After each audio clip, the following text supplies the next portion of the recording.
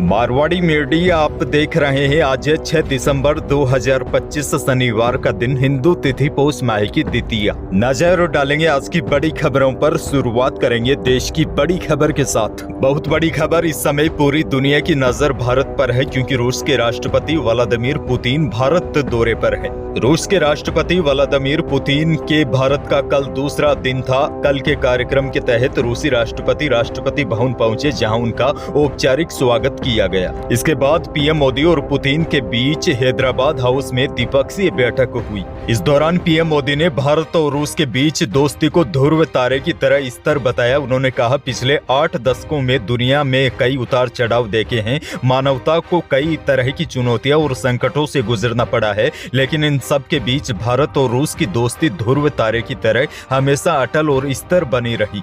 बड़ी जानकारी आपको दे दूं, मोदी ने रूसी पर्यटकों को 30 दिन तक फ्री वीजा देने का ऐलान किया है। वहीं प्रेस कॉन्फ्रेंस में रूसी राष्ट्रपति पुतिन ने भारत को बिना रुकावट के तेल की सप्लाई जारी रखने का ऐलान किया है। खैर, आगे बढ़ जाते हैं। देश की एक और बहुत बड़ी खबर, आने वाले दिनों में लोन सस्ते हो जाएंगे, मौजूदा ईएमआई भी घट जाएगी। आरबीआई ने रेपो रेट को 0.25% घटाकर 5.25% कर दिया है। इस कटौती का फैसला मॉनेटरी पॉलिसी कमेटी की 3 से 5 दिसंबर तक चली मीटिंग में लिया गया। आरबीआई गवर्नर संजय मल्होत्रा ने 5 दिसंबर को इसकी जानकारी दी। देखिए, आसान भाषा में आपको समझाऊं तो रिजर्व बैंक ऑफ इंडिया यानी आरबीआई जिस रेट पर बैंकों को लोन देता है उसे रेपो रेट कहा जाता है। जब आरबीआई रेपो रेट घटा देता है तो बैंकों को सस्ता कर्ज मिलता है और वो इस फायदे को ग्राहक तक पहुंचाते हैं। यानी इस फैसले के बाद आने वाले दिनों में आपको होम और ऑटो जैसे लोन 0.25% तक सस्ते मिलेंगे। जैसे उदाहरण आपको दूं तो ताजा कटौती के बाद 20 साल के 20 लाख के लोन पर ईएमआई 310 रुपए तक घट जाएगी। इसी तरह 30 लाख रुपए के लोन पर ईएमआई 465 रुपए तक घट जाएगी। और साथ ही मैं आपको बता दूं, नए और मौजूदा ग्राहकों यानी कि दोनों को इसका फायदा मिलेगा। बहरहाल आगे बढ़ जाते हैं। राजस्थान से बड़ी खबर, राजस्थान के किसानों को सीएम भजनलाल का बड़ा तोहफा, गन्ने के दामों को बढ़ाने का ऐलान किया है। मुख्यमंत्री भजनलाल शर्मा गुरुवार को श्रीगंगानगर के साथ सटे गांव साधुवाली में गंगनहर जन शताब्दी कार्यक्रम में हिस्सा लेने के लिए पहुंचे थे। इस दौरान सीएम ने गाजर मंडी और फिरोजपुर फीडर के रिनोवेशन कार्य का शिलान्यास किया। इसके साथ ही मुख्यमंत्री ने कार्यक्रम को संबोधित करते हुए किसानों को बड़ा तोहफा देते हुए राजस्थान में गन्ने की कीमत बढ़ाने का ऐलान किया है। उन्होंने कहा, श्रीगंगानगर किसान प्रधान जिला है जिसे अन्न का कटोरा कहा जाता है। महाराजा गंगा सिंह के अथक प्रयासों से यह जिला आबाद हुआ, लेकिन कांग्रेस ने हमेशा इस जिले की अनदेखी की।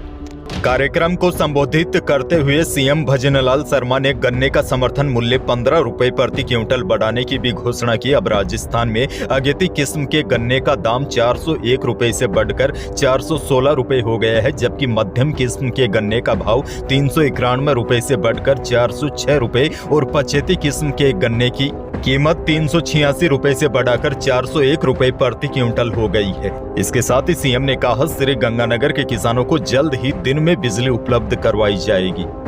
आगे बढ़ेंगे। एक और बड़ी खबर, सीएम भजनलाल शर्मा ने कहा, कांग्रेस प्रदेश अध्यक्ष गोविंद सिंह डोटासरा पूछते हैं कि कहां है यमुना का पानी। शेखावाटी के लिए यमुना का पानी भाजपा सरकार लेकर आएगी। सीएम बोले, गोविंद डोटासरा जी चिंता मत कीजिए, भाजपा सरकार उन्हें पानी देकर मानेगी। सीएम ने कहा, कांग्रेस ने 70 सालों तक राज किया। राजस्थान, मध्य प्रदेश, हरियाणा और केंद्र में जब कांग्रेस की सरकार थी तब भी उन्हें ईआरसीपी और शेखावाटी के लिए यमुना के पानी के लिए एक भी काम नहीं किया।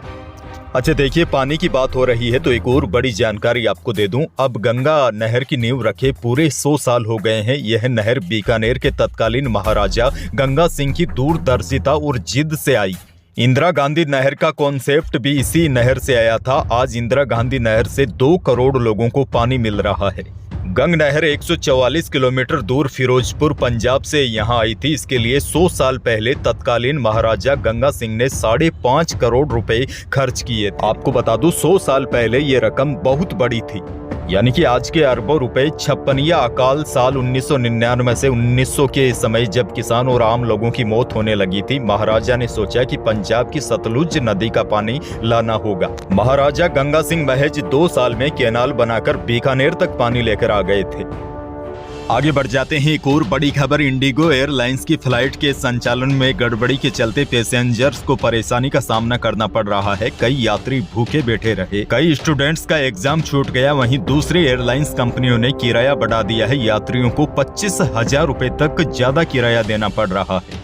दरअसल बीते 24 घंटों में जयपुर, उदयपुर, जोधपुर एयरपोर्ट पर इंडिगो की 33 फ्लाइटों को रद्द कर दिया गया, जिसकी वजह से यात्री भूखे बैठे रहे और कई लोगों का तो एग्जाम तक छूट गया। दरअसल पूरे देश भर में इंडिगो एयरलाइंस में कुछ परेशानियां चल रही है, जिसकी वजह से देश के कई एयरपोर्ट पर तो धक्का मुक्की जैसे हालात हो गए।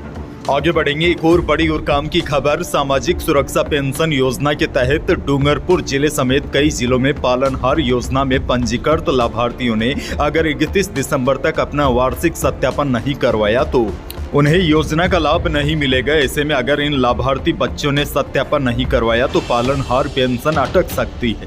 आपको बता दूं, पालनहार योजना राजस्थान सरकार गरीब और बेसहारा बच्चों को शिक्षा और उनके सही लालन पालन के लिए पालनहार योजना चला रही है। इसके तहत 0 से 18 साल तक के बच्चों को 1500 से 2500 रुपए की हर महीने आर्थिक सहायता दी जाती है।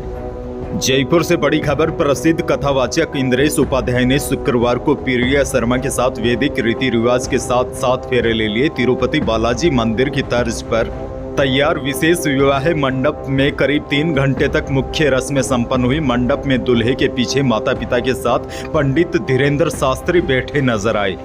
इससे पहले जयपुर एयरपोर्ट पर पहुंचे कुमार विश्वास और धीरेन्द्र शास्त्री ने दुल्हा दुल्हन को शुभकामनाएं दी। मुख्य विवाह समारोह में हरिद्वार, नासिक और वृंदावन से आए 101 पंडितों ने वैदिक मंत्रोच्चारों के बीच फेरे और अन्य विवाह संस्कार पूरे करवाए। सवाई माधोपुर से बड़ी खबर देखिए। जिले में खाद की किल्लत को लेकर कांग्रेस पार्टी अब आक्रामक मोड में दिखाई दे रही है।